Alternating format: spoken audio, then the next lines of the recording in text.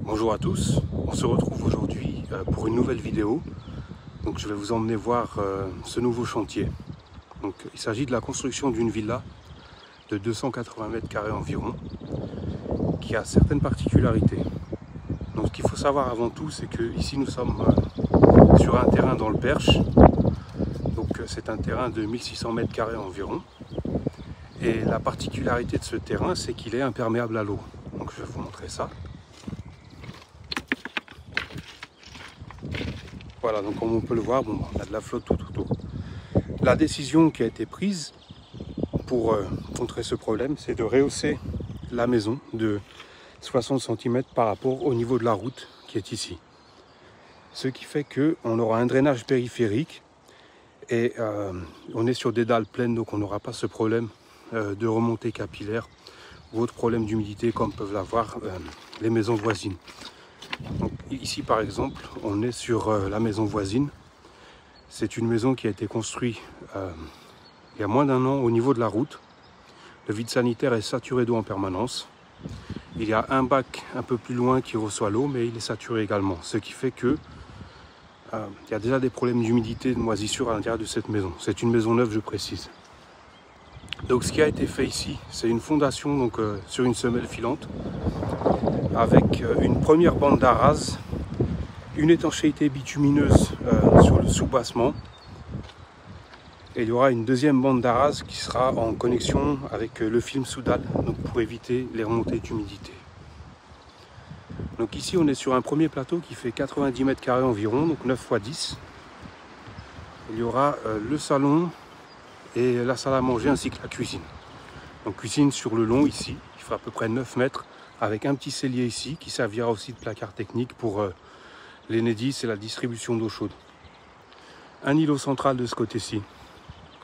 Et ici, donc les chambres, donc 2 suites parentales, environ 25 mètres carrés, qui auront à peu près la même configuration, donc avec une douche, une grande douche ici en quasiment 160 par 100, douche à l'italienne, tout ce qui est meubles vasques et puis toilettes, un dressing et puis la chambre donc de ce côté-ci.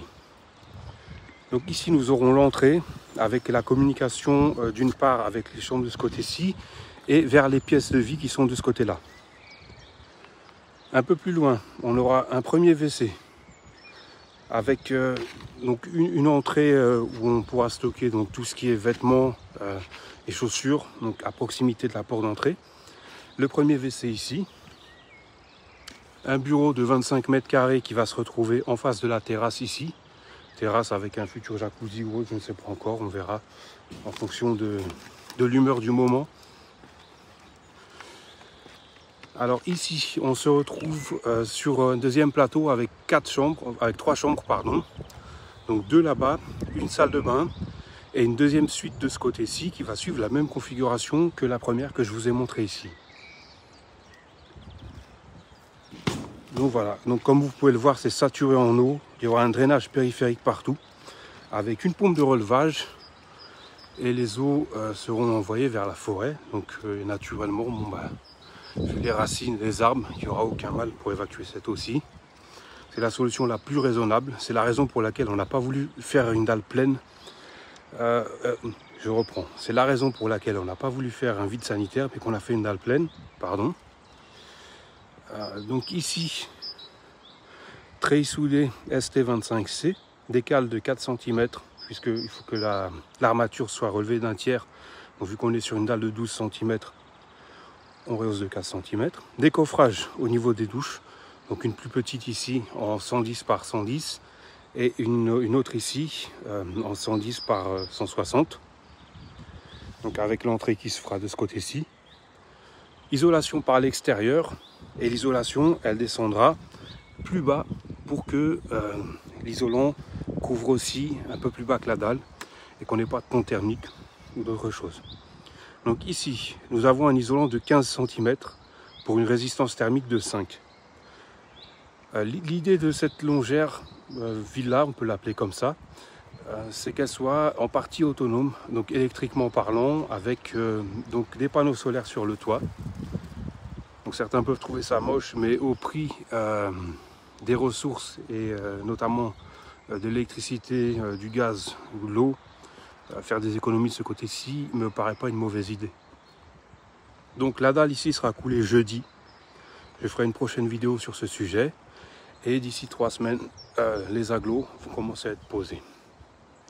Au fond de ce terrain, nous avons encore un bout jusqu'à la borne qui est là-bas. Je vais vous montrer. Donc il y aura un garage de 150 mètres carrés environ qui ira jusqu'à la moitié du terrain. Ce qui nous laissera encore 800 mètres carrés de terrain pour faire un petit peu ce qu'on veut. Donc on verra par la suite ce qui sera fait. Au niveau des évacuations, on est en 125 partout. Donc là, comme vous pouvez le voir, il y a d'autres tuyaux plus gros en 160 donc pour pouvoir les retirer une fois que le béton sera coulé et faire le raccordement assez facilement aux évacuations qui seront là, sans devoir décaisser la dalle ou faire d'autres petites manœuvres.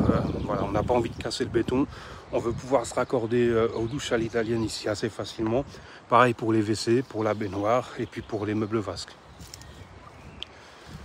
Alors le tout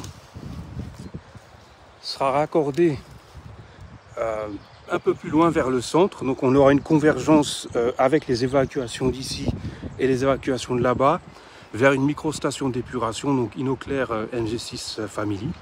Donc très bonne marque que je recommande d'ailleurs. On n'a jamais eu de problème avec ces micro-stations, on en a installé pas mal depuis quelques années et on n'a aucun retour négatif. Donc c'est une micro-station qui se vidange tous les 5 ans environ et qui est parfaitement autonome et sans ventilation, donc il n'y a pas d'odeur. Voilà. C'est tout ce que je peux vous dire sur ce projet. Donc je ferai une prochaine vidéo pour le coulage de la dalle. Donc coulage de la dalle, vibration du béton et talochage le lendemain. Donc on aura les températures comprises entre 11 et 13 degrés, ce qui est parfait. Pas trop de chaleur, donc ce qui évite de devoir arroser la dalle de façon très fréquente et évitera également les fissures. Donc voilà, je vous tiens informé, puis je ferai une prochaine vidéo sur le coulage de la dalle.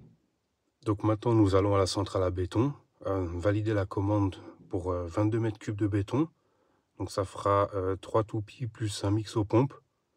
Et nous allons couler la dalle jeudi. Donc on arrive ici à la centrale à béton.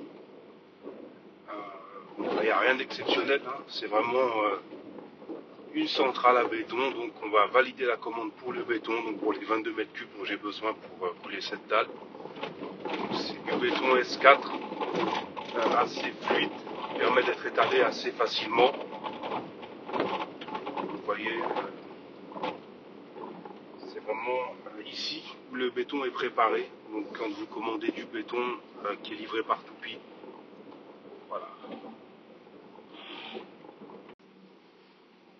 Donc cette affaire-là c'est réglé. Donc on a eu pour un peu plus de 5200 € de béton. Mais bon, après il y a le nombre de tours, le mix aux pompes, le nettoyage du camion. Donc voilà. Parce que sinon en termes de mètres cubes, on en est à peu près 120 € par mètre cube. Donc voilà. Donc c'est ici que tout se prépare. Donc ils ont un sélecteur de commande en fonction de ce que vous choisissez. Le mélange se fait ici. C'est déversé dans les camions par la suite et ça vous est livré. Et donc je viens d'apprendre que une fois par an, ils doivent nettoyer leur camion au marteau-piqueur parce que le béton finit par se coller dessus. Donc si vous commandez 7 mètres et demi de béton et que vous le commandez potentiellement en fin d'année, il se peut que vous ayez un peu moins parce que finalement le camion toupie aura une couche de béton en plus. Bon, bah, ils ont eu l'honnêteté de me le dire, donc bon, c'est bon à savoir.